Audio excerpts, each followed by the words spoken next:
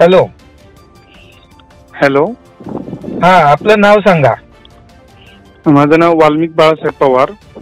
हा, आणि आता आपण कुठल्या पदावरती काम करताय?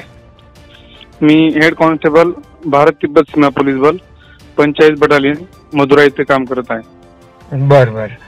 कुठे आपण अपॉइंट आहात आता? मदुराई, तामिळनाडू मध्ये. ओके.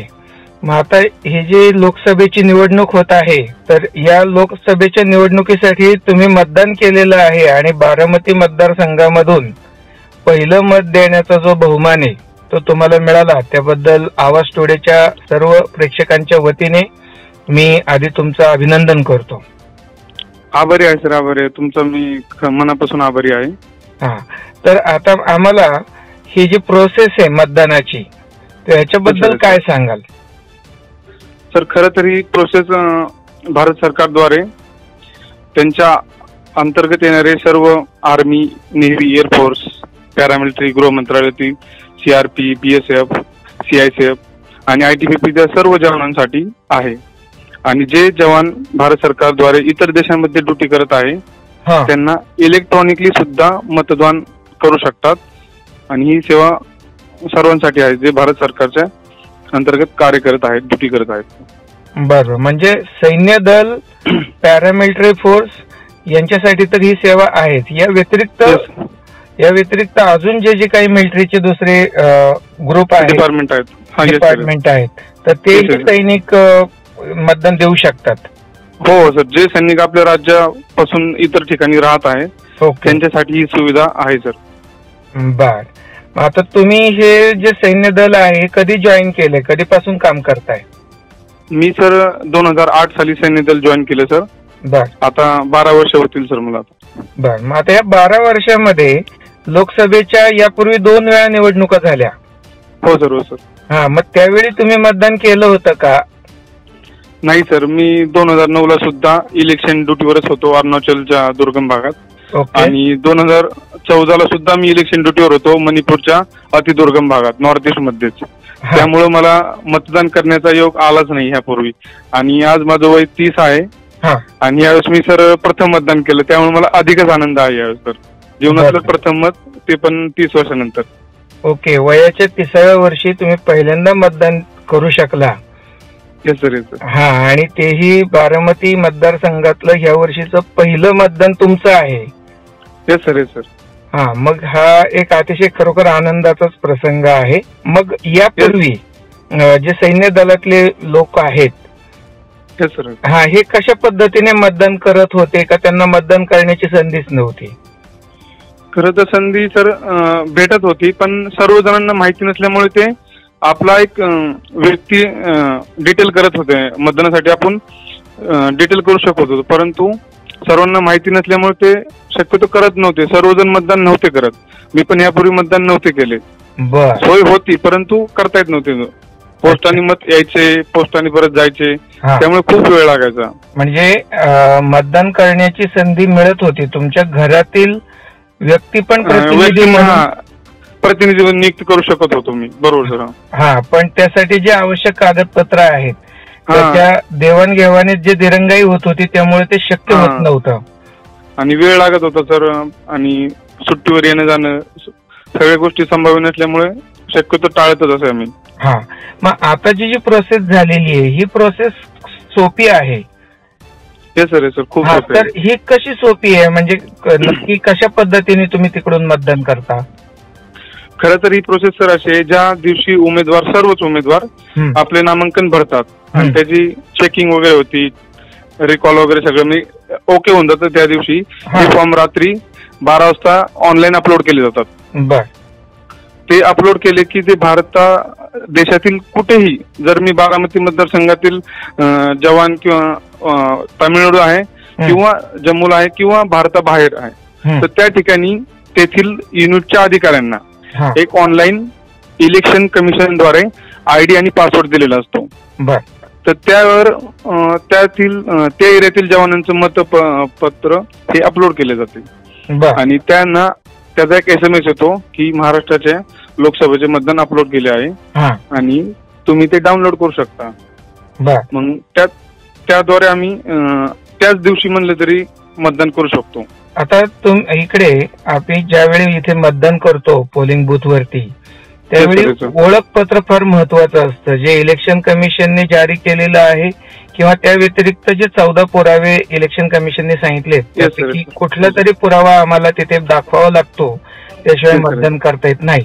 तर तुमच्यासाठी अशी काही ओळखपत्राची अशी काही आवश्यकता असते का? खरं तर सर ओळखपत्राची आवश्यकता हेच असते की आम्ही सरकारी नोकर आहात, मी काम करत आहे आणि ज्या टायमाला आमचं नामांकन केलं जातं फॉर्म नंबर 2 भरला जातो, हा ऑनलाईन भरला जातो आणि तो फॉर्म भरताना आमचा आधार नंबर हा त्या ठिकाणी एंटर केला जातो आणि भारत सरकारच्या सर्व डिपार्टमेंट मध्ये आधार कार्डची देवाणघेवाण चालते, त्यामुळे डाटा हा सिक्युअर होतो आणि त्यामुळे नामांकन आणि आयडी प्रूफ ह्याची शक्यतो ऑनलाईनच प्रोसेस जास्त होती, त्यामुळे फर्जी वोट किंवा दुसऱ्याचं वोट असं काही होत नाही.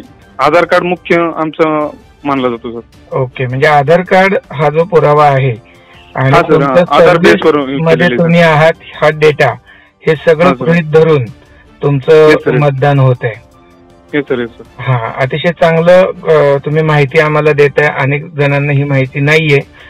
आता मला एक प्रश्न असा विचारायचा आहे की अनेक सैनिक आपलं कुटुंबासोबत त्यांच्या ड्युटीवरती असतात किंवा पोस्टिंगच्या ठिकाणी राहत असतात, पत्नी असेल किंवा त्याच्यासोबत कोणी असेल, भाऊ बहीण असेल, हा, तर त्यांना अशा पद्धतीने मतदान करता येतं का, हा माझा प्रश्न आहे. हो सर. जर आता सध्या सुविधा फक्त पत्नीसाठी चालू केलेली आहे. माझी पत्नी माझ्या समोर राहते, ह्याची सरकारी विभागाद्वारे परवानगी घेतलेली असते.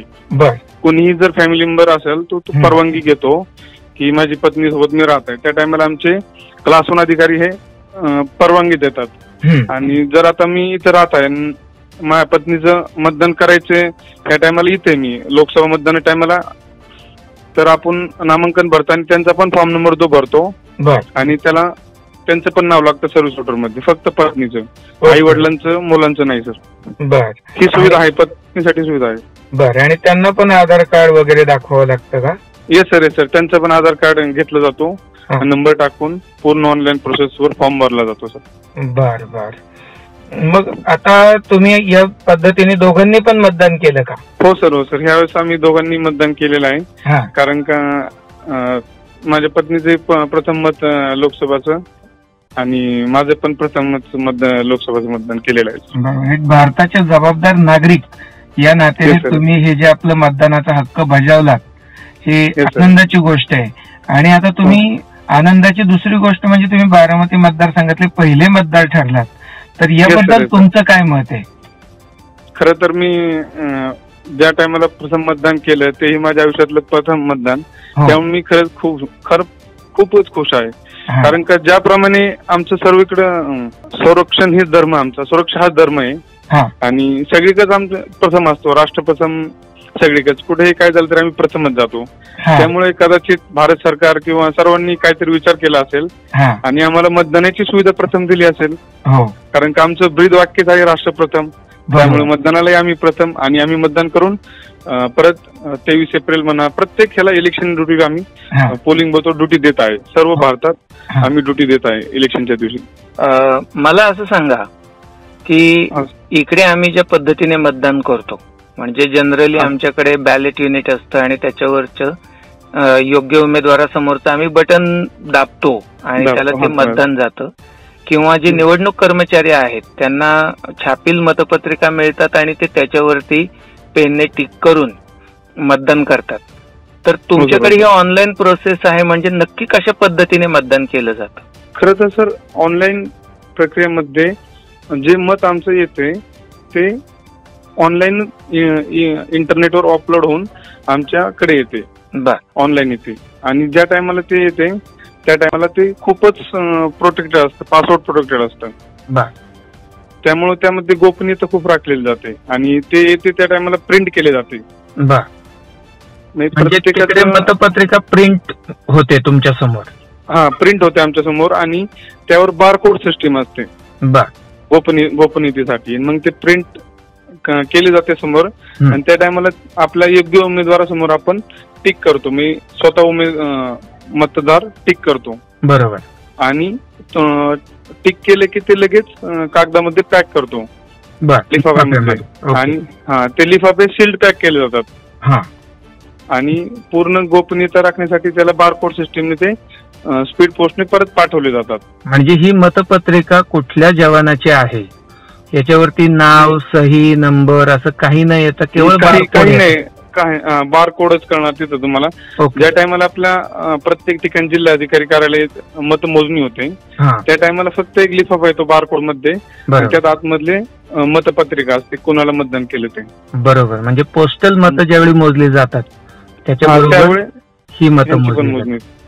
आता ही तुमची मतदानाची प्रोसेस आमच्या लक्षात आली, पण या बाबतीत गोपनीयता कितपत राखली जाते, कितपत हे सगळं म्हणजे विश्वासार्ह आहे असं तुमचं काय मत आहे? खरं तर सर आमचा धर्मच मी सुरक्षा मानतो आणि त्यामुळं गोपनीयता ही आमच्या रक्तातच आहे सर. बर. मी कोणाला मतदान केलं किंवा कोणत्या पक्षाला मतदान केलं हे शेजारच्यांना सुद्धा कळत नाही. बरोबर.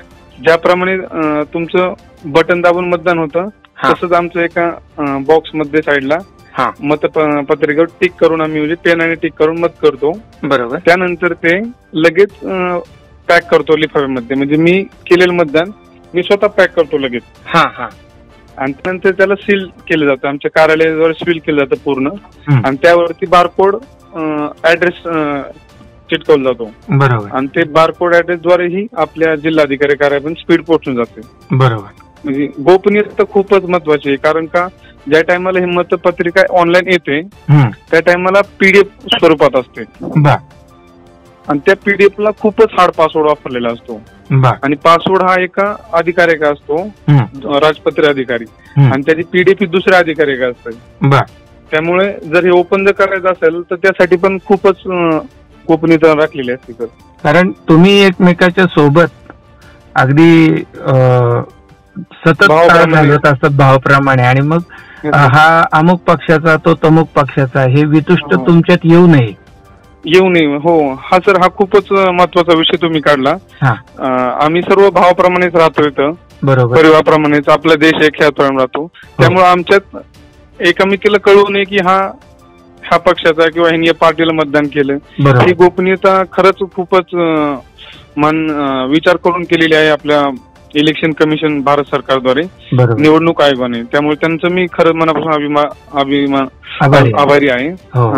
कारण का त्यांनी ही खूपच पुढचा विचार केलेला आहे की जवानांमध्ये आपसमध्ये वाटायला नको की ह्याचं मतदान कोणत्या पक्षाला झालं, कोणत्या पार्टीला झालं, हे कोणालाच कळत नाही. गोपनीयता खूपच महत्वाची ठेवली सर.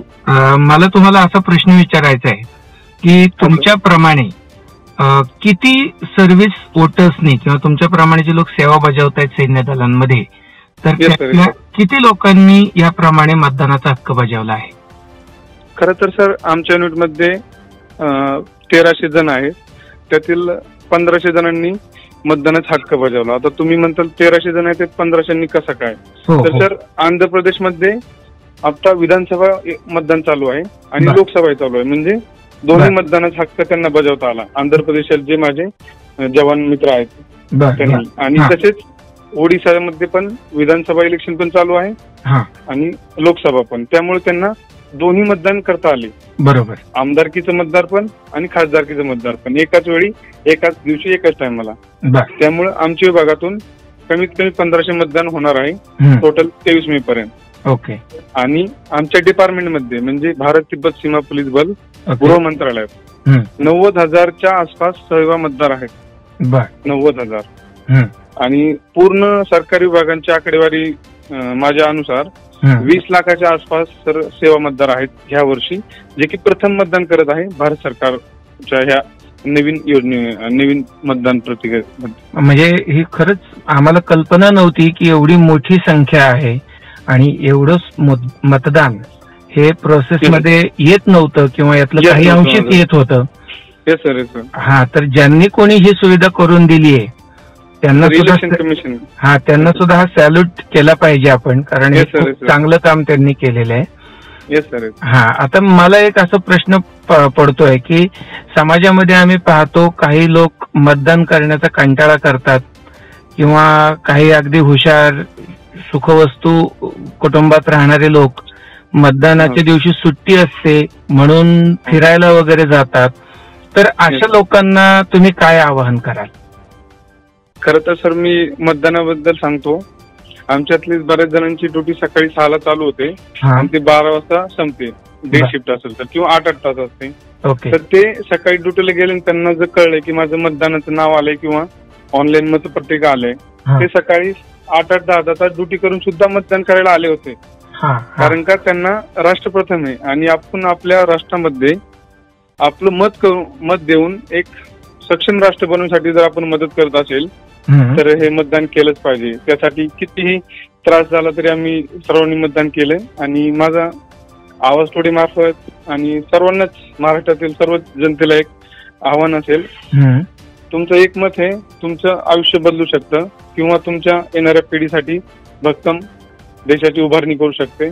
त्यामुळे तुम्ही मतदान करा. आणि आवाज टुडेच्या मी मनापासून आभारी आहे. त्यांनी मला संपर्क केला, त्याबद्दल माहिती विचारली आणि महाराष्ट्रातील सर्व जनतेबद्दल त्यांनी जे मतप्रतिचं पूर्ण सविस्तर माहिती सांगण्याचा प्रयत्न केला आणि तुमचाही सर मी आभारी आहे. धन्यवाद. धन्यवाद. खरं तर हे आमचं कर्तव्यच आहे. तुम्ही सैनिक लोक, तुम्ही तिथे बॉर्डरवर उभे आहात म्हणून आम्ही इथे आरामात राहू शकतो आणि तिथे राहून सुद्धा तुम्ही आपलं जे नागरिक कर्तव्य आहे ते तुम्ही बजावत आहात. या तुमच्या सगळ्याच कामाला आमच्या आवाज टुडेच्या सर्व दर्शकांच्या वतीने खूप खूप शुभेच्छा आणि धन्यवाद. धन्यवाद सर. जय